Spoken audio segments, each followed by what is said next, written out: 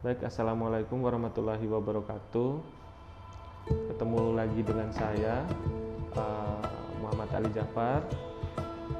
Baik Sobat Visio, untuk kali ini kita akan membahas topik pediatrik. Nah, untuk pilihan diagnosa atau keluhan yang akan kita bahas ini yaitu delay development. Nah, apa aja sih kriteria delay dan pengertiannya bagaimana? Secara garis besar, delay itu terbagi menjadi dua. Ada keterlambatan jangka pendek dan keterlambatan jangka panjang. Jangka pendek itu lebih pada anak-anak dengan riwayat kelahiran, lahir dengan hiperbilirubin atau lahir kuning, kemudian lahir dengan usia kandungan yang belum mencapai usia matur atau matang, lahir di usia 7 bulan dan 8 bulan atau di bawah dari usia target yang 9 bulan. Kemudian lahir dalam kondisi biru, kemudian dengan riwayat ibu pernah mengalami sakit di trimester pertama atau usia awal kehamilan dan mengkonsumsi obat-obat yang mengandung kadar tertentu yang dapat mempengaruhi perkembangan janin. Nah, di kehamilan pertama juga nanti akan dirunut dan disesuaikan dengan masa pembentukan jaringan apakah dia jaringan organ bagian dalam, saraf, tulang, otot. Nah, itu juga akan mempengaruhi proses delaynya si anak gitu nanti di masa depan. Dan karakter postur, kemudian bentuk keluhannya pun akan berpengaruh dari riwayat tadi. Nah, ini untuk delay jangka pendek, sehingga delay jangka pendek ini berlangsung atau dia mundur harusnya contohnya itu umurnya 3 tahun tapi kemampuannya baru 2 tahun atau 1,5 tahun. Itu jangka pendek. Untuk jangka panjang biasanya terjadi di kelainan bawaan lahir.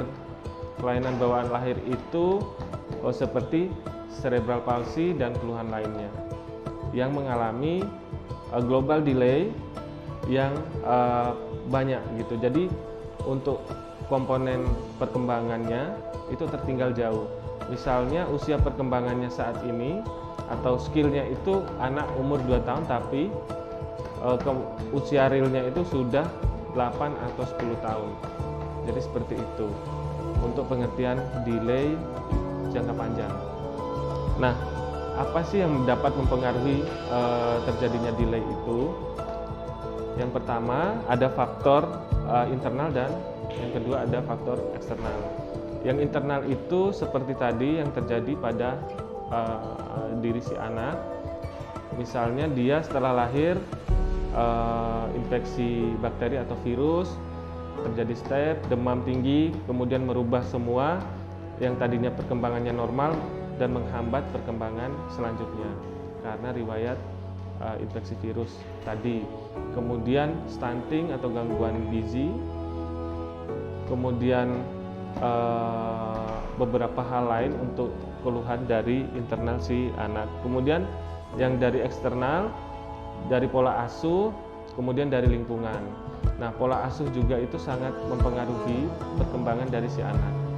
Nah, kalau pola asuh yang salah dapat merubah perkembangan anak menjadi delay atau menghambat, enggak Pak? Ya, betul. Karena lingkungan juga membantu menstimulus atau memberikan stimulus yang berguna untuk si anak dalam perkembangannya. Nah, kemudian untuk delay development ini sendiri ada beberapa target ya pencapaian oleh fisioterapi di perencanaannya. Yang pertama adalah menganalisis untuk bisa kita runutkan di mana dan apa kebutuhannya dia saat ini sesuai dengan usia perkembangannya dia saat ini. Nah, untuk selanjutnya targetnya anak kembali ke perkembangan normal, mampu survive dan setara dengan kemampuan anak-anak normal pada umumnya. Itu target fisioterapi. Oh ya, satu lagi, jadi tadi saya lupa untuk dampak delay jika dibiarkan itu akan seperti apa di masa depan.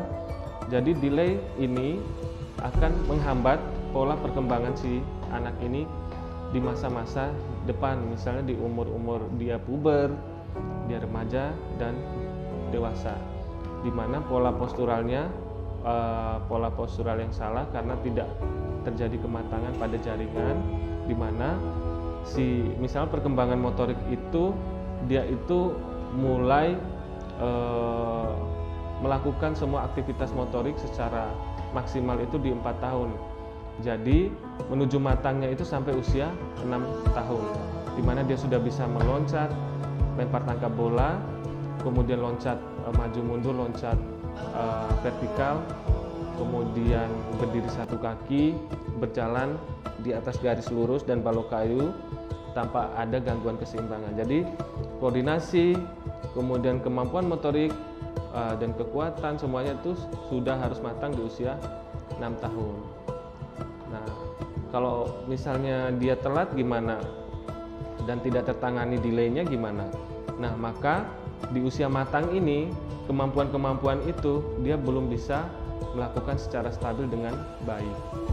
Jadi itu kemungkinan jika delay itu dibiarkan. Untuk delay itu sendiri ada beberapa aspek ya, tapi yang paling umum itu motorik. Nah, tapi selain motorik ini ada beberapa aspek, yaitu aspek kognitif, aspek bahasa, aspek sosial atau personal sosial. Jadi kalau dari bahasa, di usianya dia harusnya sudah bisa berbicara, nah itu mundur pasti. Misalnya di usia 1,5 tahun sampai 2 tahun harusnya dia sudah belajar untuk berkomunikasi dengan satu kalimat penuh, tapi si anak masih belum mampu. Nah, misalnya di usia 5 tahun anak sudah mampu menunjukkan komunikasi yang baik dengan intonasi suara yang jelas, tapi anak itu masih terbata-bata gitu. Masih seperti intonasinya terdengar tidak jelas gitu, tidak utuh gitu kalimatnya. Gitu. Nah, untuk bahasa itu, kemudian untuk kognitif, jadi yang terlihat itu di kemampuan anak dalam memahami sesuatu, misalnya memahami struktur tubuh. Jadi dia jika diminta untuk menggambarkan orang, misalnya seperti itu, maka dia akan menggambarkan orang sesuai dengan apa yang dia pahami. Kalau misalnya anak dapat menggambar dengan jelas, jadi walaupun bentuknya biasa menurut kita, tapi komponen yang menandakan kalau itu orang itu terlihat di gambarnya, berarti kemampuan kognitifnya bagus.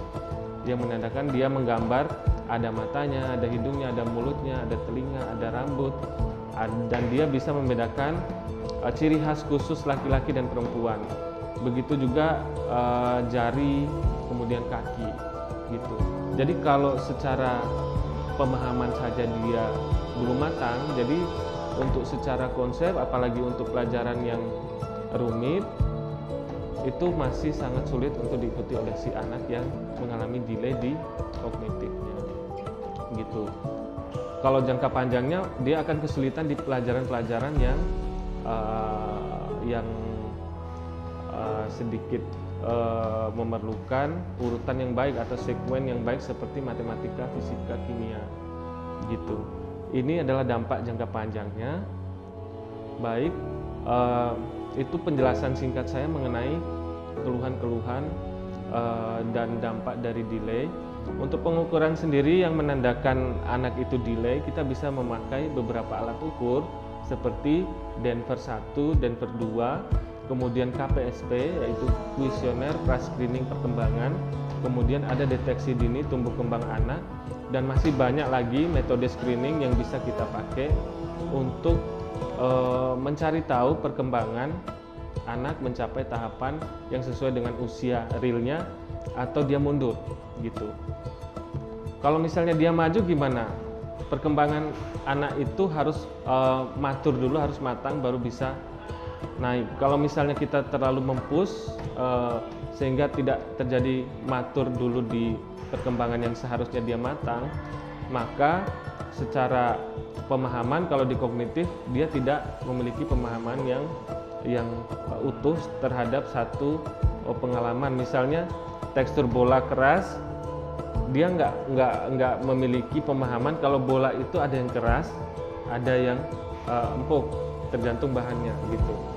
Jadi kalau kita potong eksplorasi di usia-usia 1-2 tahun, maka dia juga akan mengalami gagal paham di satu kondisi. Misalnya dia tidak mengerti bahaya dari ketinggian gitu, karena dia tidak pernah diberikan oleh ibu atau neneknya untuk mengeksplorasi wilayah-wilayah tersebut. Sehingga pas dia main di sekolahnya dari ketinggian, tiba-tiba dia jatuh dan dia baru tahu kalau itu bahaya di umur-umur sekolah. Padahal di usia-usia 2, 3, atau 4 tahun itu masa-masa dia eksplorasi dan pematangan kemampuan motoriknya dia gitu. Jadi langsung saja Sobat Visio, di sini saya akan memberikan contoh untuk treatment pasien dengan keluhan delay. Jadi di sini perlu saya kenalkan, ini adalah pasien kami di klinik fisioterapi Unisa. Di sini anaknya usia 10 tahun. Jadi dia memiliki riwayat yang cukup komplit. Jadi mulai dari ibu hamil usia 5 minggu kemudian dirawat di rumah sakit, kemudian mengkonsumsi obat yang harusnya tidak dikonsumsi oleh ibu hamil. Nah, di sini karena baru ketahuan waktu dirawat di rumah sakit kalau ibunya hamil, maka tindakan yang dilakukan oleh keluarga yaitu memberikan pencegahan dengan memberikan obat untuk mencegah terjadinya kerusakan pada paru-paru atau jaringan vital lainnya. Kemudian, nah untuk lahir, jadi si pasien ini juga lahir di umur 7 bulan kehamilan, jadi prematur ya Sobat Visio. Kemudian dengan berat badan 2,40 kg, kemudian panjang badan itu 49 cm. Jadi untuk usia segitu 7 bulan cukup baik ya kalau ini. Dan kemudian karena memang ada riwayat lahir prematur, dan pasien ini juga tidak memiliki riwayat kelahiran biru atau hiperbilirubin juga. Jadi sangat bagus. Nah, ada riwayat operasi platositis, kemudian platositis itu bibir sumbing di langit-langit. Jadi sekarang komunikasi sudah sangat bagus, namun intonasi dari kata-katanya masih kurang terdengar jelas gitu. Jadi karena ada riwayat itu tadi dan ada riwayat operasinya juga di umur 1 tahun 5 bulan atau 1 tahun setengah. Itu untuk riwayat secara singkat dari pasien kami.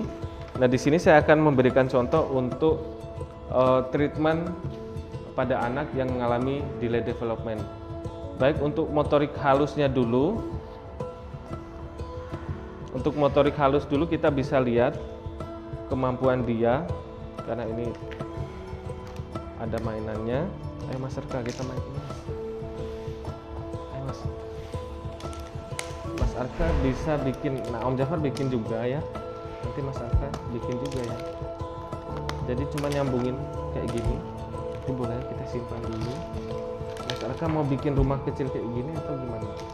Ayo Mas, coba Mas. Bisa Mas Arka. Om Jafar contohin ya. Ya, jadi untuk bikin rumah ada jendelanya. Nah, ini kebalik nih Mas Arka. Nah,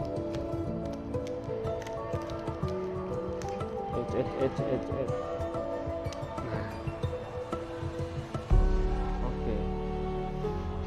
Mas Arka mau bikin rumah juga atau gimana? Nah, Om Jafar hancurin, Mas Arka bikin coba. Bisa?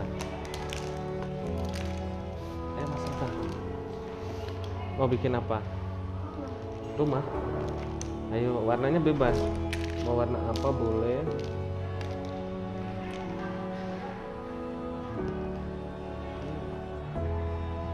Oke, baik Sobat Visio, yang kita perhatikan atau kita analisis itu di kemampuan motorik halus.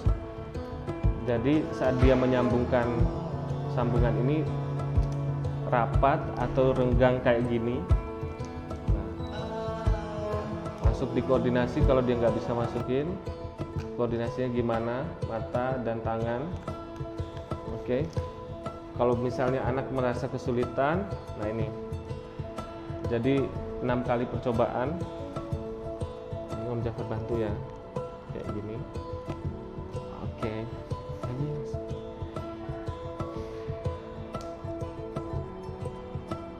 oke.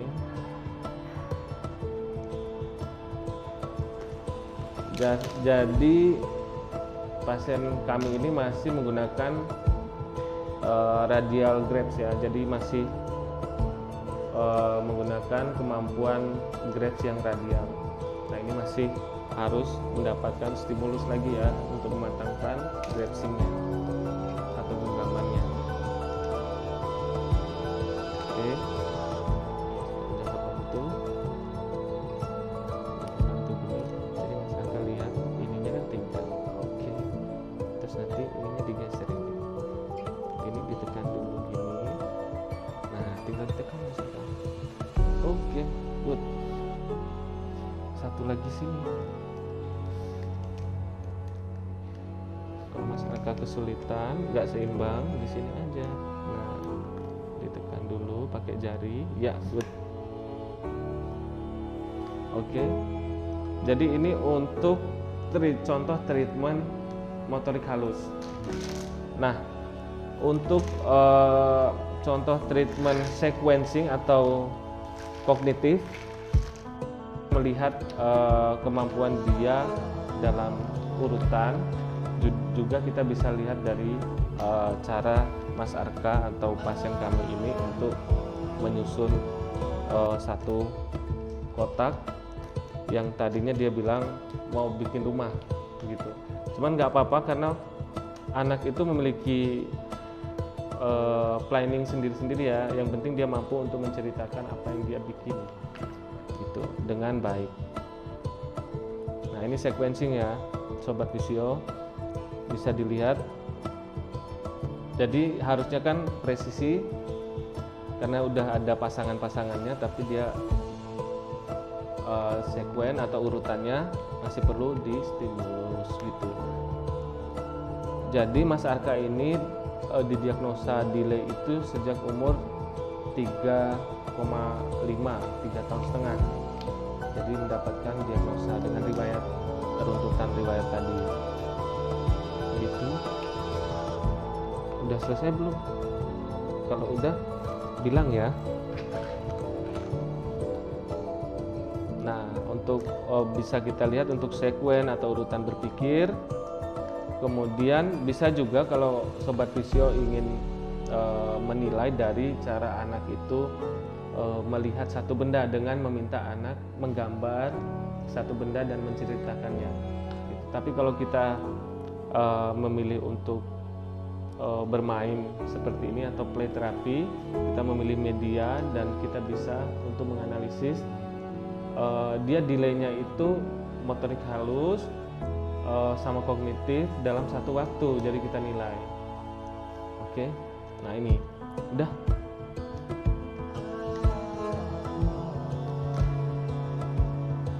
Pelan-pelan aja nggak apa-apa. Oke. Nah, ini Mas Arka bikin apa nih? Rumah. Ini jendela apa pintunya? Atapnya mana Mas Arka? Atapnya belum jadi. Oke, ini atapnya kan udah miring. Nanti air hujannya turun gitu kan. Ini pintunya pintu geser ya, geser gini. Iya. Oke. Jadi ini planningnya Mas Arka bikin rumah, gitu guys. Cuman untuk sekuen urutannya seperti ini. Nah, ini Sobat Visio bisa lihat seperti ini. Jadi harusnya simetris ya. Cuman di sini kita nggak harus mengkoreksi, tapi kita menganalisis hasilnya saja. Kemudian kita menyusun program untuk menstimulus, jadi perbaikan. Nah ini untuk kognitif. Nah ini kita melihat pemahaman dia tentang postural ya, keseimbangan nanti hubungannya nanti kita akan contohin. Nah, Mas Arka ngikutin Om Jafar ya. Kita susun. Om Jafar mau bikin menara. Mas Arka pernah lihat menara nggak? Atau itu Tugu Jogja tuh, kan dia lurus gini kan. Terus, nanti kalau Mas Arka mau warna kuning semua, nggak apa-apa di bawahnya tuh. Mas Arka bisa? Oke, coba.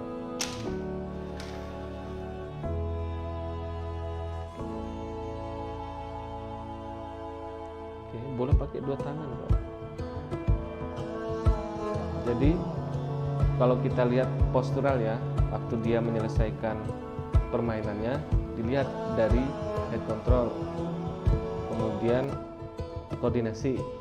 Jadi postural si anak lebih ke arah depan ya, jadi membungkuk ke depan, menandakan back muscle perlu distimulus untuk diperkuat. Oke. Kemudian jadi pemahaman untuk body balance, jadi satu sisi ya imbalance, jadi satu sisi badannya lebih dominan. Nanti kita lihat waktu loncatnya itu jaraknya bagus atau gimana. Untuk keseimbangan seimbang, tapi lebih dominan ke salah satu sisi depan atau belakang. Nanti bisa dilihat waktu si anak loncat maju mundur, lentingan loncatannya atau jarak loncatannya itu bisa kita lihat ada jaraknya atau tidak gitu. Terus itu yang bisa kita analisis ya, ini bocorannya, jadi teman-teman sobat visual bisa melihat. Kemudian jadi kalau ada pertanyaan, ada anak delay nih, boleh bikin apa Mas Arka? Nah ini kalau bikin rumah tuh kayak gini, nanti disambung kayak gini, dikasih apa pintu.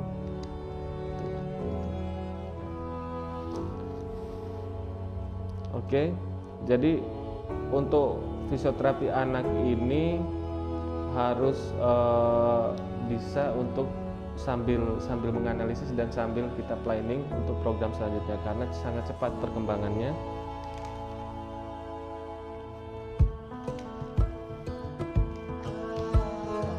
Oke. Nah di sini sebenarnya program rutinnya itu lebih kompleks dari ini teman-teman, jadi saya contohin sesuai dengan delay kognitif, motorik halus. Nah untuk motorik kasar itu ada loncat, kemudian kalau misalnya dia dominan satu sisi tadi untuk pemahamannya, itu bisa kita tes lagi dengan loncat. Kemudian untuk keseimbangannya juga kita bisa ngetes juga untuk berjalan di atas balok, apakah seimbang apa enggak. Itu bikin apa Mas Arka? Rumah. Oke. Nah sebenarnya untuk penyusunan balok ini, baloknya itu dia ukurannya ada yang besar, ada yang sedang, ada yang kecil banget ya. Cuman tadi pasiennya itu tidak mengurutkan.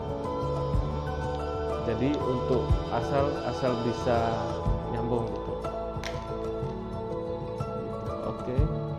Nah di sini karena postural sudah dapat, analisisnya lebih condong membungkuk, dominan ke depan. Berarti kalau kita lihat loncatannya nanti lebih dominan ke depan. Nah, ini kita langsung nyontohin untuk loncatan ke depan, ke belakang, ke samping kanan, samping kiri. Kemudian body balance atau keseimbangannya Mas Arka. Yuk. Loncatnya udah bagus belum? Sampai sini aja ya. 1, 2, 3. Nah, lagi sampai sini 3. Nah, ini jaraknya bagus ya. Cuman finishnya itu kakinya lebih ke lateral ya, ke sisi lateral atau keluar. Lagi Mas Arka. 3. Lagi, agak lebar aja kakinya ya. Sampai sini bisa nggak, sampai yang ungu. Oke, good. Sekarang mundur, ayo mundur. Sampai sana ya. Om Jafar nungguin di sini nih. Jadi kalau Mas Arka mau nabrak temboknya, Om Jafar bisa nangkap. Ayo, 1, 2, 3. Nah, oke. 1, 2, 3. Oke, lagi 1, 2, 3. Oke. 1, 2, 3. Oke. Nah, sekarang loncatnya udah cukup. Jadi kita jalan kayak gini. Jadi Om Jafar mau lihat Mas Arka bisa seimbang nggak? Jadi Om Jafar contohin kayak gini ya jalannya. Nanti sesuai garis lurus ini yang kayak Mas Arka cobain tadi. Jalan kayak gini. Nanti Om Jafar tungguin di sini. Mas Arka mulai dari sana ya. Oke. Bisa? Atau mau sambil megang Om Jafar juga nggak apa-apa. Yuk, 1, 2, 3, 4. Kalau kakinya dilurusin kayak gini. Nah, ya, good. Wow, fokus. Nah, ini sambil pegang Om Jafar nggak apa-apa. Yang penting lurus. Oke. Ini untuk pola postur dominan di sisi depan ya, teman-teman sobat Visio. Tadi bisa dilihat untuk jarak loncatannya lebih dominan ke arah depan. Yang ke belakang itu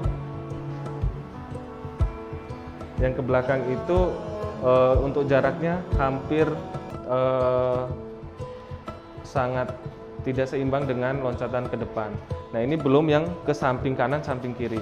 Jadi pola postur yang membungkuk juga mempengaruhi head control dan visual contact. Jadi kalau bisa kita lihat eye contact atau kontak mata juga itu minim ya dengan Mas Arka ini atau dengan pasien kami. Jadi tetap ada, cuman singkat gitu. Anaknya lebih dominan mendengarkan. Nah, di sini head controlnya juga turun. Nah, itu perlunya program koreksi postur untuk si anak ini oleh si fisioterapi. Jadi gitu untuk Mas Arka, untuk body balance atau keseimbangan yang tadi juga bisa kita lihat. Kalau dia lebih seimbang kalau kakinya itu dilebarin, jadi tidak tumit ketemu jempol, tapi kakinya dia nginjak ke arah samping, ketemu samping. Jadi kalau lurus kayak gini, dia nggak seimbang, gitu. Oke, jadi di sini Visio memprogramkan untuk memantapkan kemampuan koordinasi, kemudian postural control, mematangkan kemampuan core muscle, kemudian memperbaiki tonus. Jadi terlihat tonusnya hipo ya, teman-teman. Ditandai dengan jari yang terlihat sangat lemas dan masih sangat halus gitu. Jadi minim otot. Jadi itu untuk program fisioterapi yang bisa kami contohin secara singkat di materi ini, di topik ini. Terima kasih banyak atas perhatiannya. Mudah-mudahan dapat berguna untuk sobat Visio di kedepannya. Mohon maaf jika ada kesalahan dan kekurangan dari kami. Saya akhiri. Wassalamualaikum warahmatullahi wabarakatuh.